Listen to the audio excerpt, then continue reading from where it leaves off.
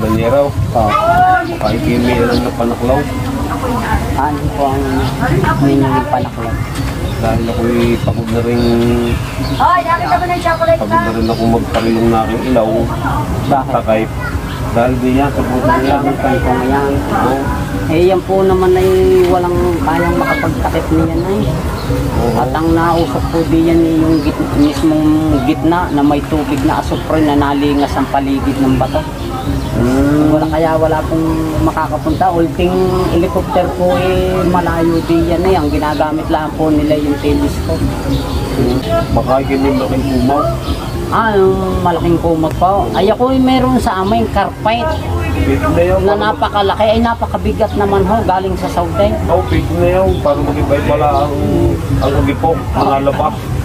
Pag ang agipok nalabas ay 100%, magbuwasan ng 50%. Ay ang sabi po naman nila kaya hindi nawawala ang usok ay may nag-uuling sa loob.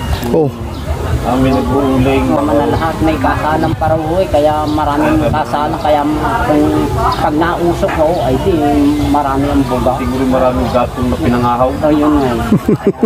Naging agipo ang usok.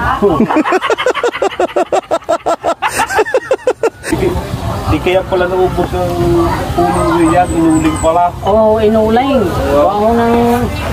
Ang iba ho dati di yan ay walang mahanap buhay. Ay di ang ginawa ho'y gumawa ng balsa at dinala ho doon sa loob at di yun ang sinasakay ng pag-uuling doon. Ay di nung maubos ho ang kahoy gumuho naman ang gumuho ang lupa. Yuk na nang yung yun. Kaya pala marami din kaya pala mausok marami palang nagpapaysanan din. Nariyan ho, piyesta, kasalan at saka mga nag-uuling. Kaya ho pag bumuga ng usok, ay hindi lang buong Batangas. Abot pa ng Maynila.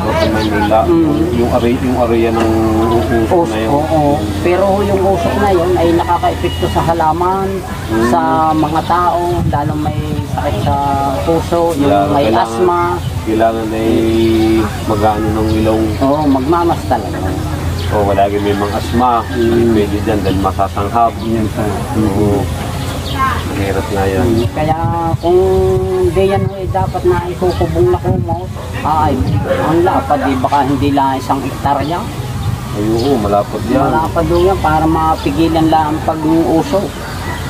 Kulang pang isang yung net ng fish pond. Ay, nako!